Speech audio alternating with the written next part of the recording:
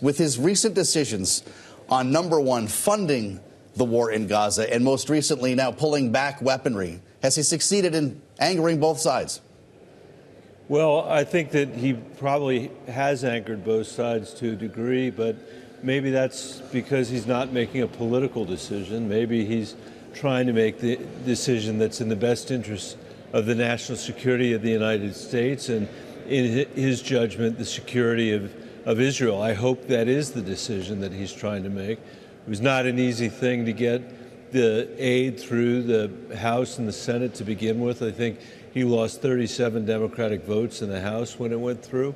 And I think when you read the facts and understand that the amount of aid that he's held back is quite limited, less than 1% of the money that we sent over. It's the 2,000-pound bombs that he's worried about having collateral effect if they land on civilians in Gaza. I hope we have a measured debate and discussion about this. I mean, there's a lot of things I agree with and don't agree with in the Middle East. It's a difficult and complicated place, but I think the president has done a good job here. Well, sir, as we consider what we have seen from the president over the last several weeks, it does seem that there has been some oscillation, if you will, in terms of policy. Do you have clarity on what this administration's policy stance is when it comes to Israel right now? Can you define it for us? Because it seems a lot of people are confused. I'd like to take a crack at that. I'm obviously not the administration. From what my perspective, he understands very well that Israel is our ally in the Middle East, our most important ally. He understands very clearly the threat that Iran poses not to Israel but to our other allies in the region like Saudi Arabia and like Jordan. He knows that the Israeli people were attacked by Hamas, a death cult, and that 1,200 Israeli citizens were killed, and that today, as we are talking, there are hostages that are American citizens and Israelis being held. He knows that in the wake of that attack, it was important for the United States to be able to pass through Congress $11 billion of assistance, much of which is for Iron Dome and David Sling, but some of which is for offensive weapons that can be used in the West, in Gaza. And he knows that he said to the Prime Minister of Israel that he believes that he should not go into Rafah without a plan. And he knows further that the Prime Minister of Israel has not given the world a plan. And I think what the President of the United States is trying to do is to support Israel and the people of Israel in their battle against these terrorists in a way that will help prevent unnecessary civilian casualties from happening as a result of more action by the Prime Minister of Israel. That is a tough challenge that we as a nation have to confront. It's a tough challenge that Israel has to confront, the world has to confront. And I think there's a reason why sometimes people say there are no prophets in our time when it comes to the Middle East, because everybody becomes an expert all of a sudden about the most complicated region of the world.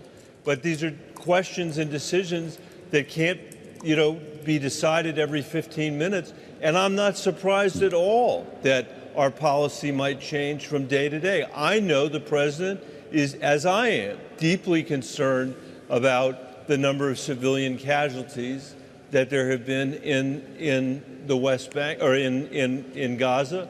And I know that he is deeply concerned that Israel not just has the right, but has the obligation to defend herself against a death cult that has attacked them. And I can keep both those ideas in my mind at the same time, and I'm sure the president can as well. Well, I appreciate your taking a swing at that, Senator, because another major challenge that you're confronting on Capitol Hill right now is something called AI. And I want to get into this with you because you've had your own approach, and Chuck Schumer has his now. He actually held an event this morning, a bipartisan effort here to set a roadmap is how they described it, for regulating AI in the years to come. Indiana Senator Todd Young had this to say on the bipartisan nature of this bill. We'll have you respond. Let's listen. We did find areas of bipartisan agreement as it relates to elections in the report: funding for AI readiness and cybersecurity through the Help America Votes Act, that's existing law, encouraging committees in the private sector to advance watermarking techniques for AI-generated or augmented content, encouraging the private sector. But we didn't endorse any specific election bills. Of course, Senator, you have a specific election bill, I think a couple that you've been involved in with Amy Klobuchar, that would specifically address misinformation, deepfakes, the idea of an October surprise in a deepfake video, for instance, that we would maybe not have the opportunity or time to recover from. Are you going to join Chuck Schumer's effort to manage this? Well, I'll have to look and see what he proposed. I haven't had a chance to read it today, but I do think it is really important for us to have a debate that's public for the American people to see, so that we can inform them of the threat to our democracy. This is a very real threat. I'm a member of the Intelligence Committee. We've seen Russia, we've seen China, we've seen Iran and other actors try to use our free society to weaponize it really against us. You know, to weaponize the First Amendment against us as well. You've seen it with respect to some of the protests that are going on right now, where there are Russian related enterprises that are trying to divide, you know, one group of students from another group of students, one group of Americans from another group of Americans.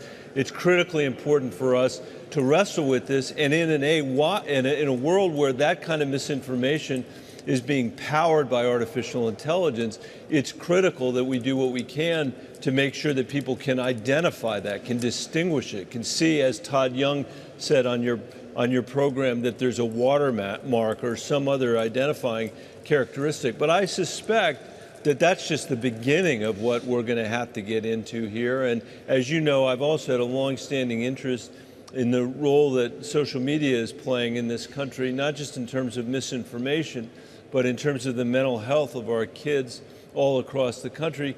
That also is going to become more problematic in this new AI world, and we're going to have to come to grips with that as well.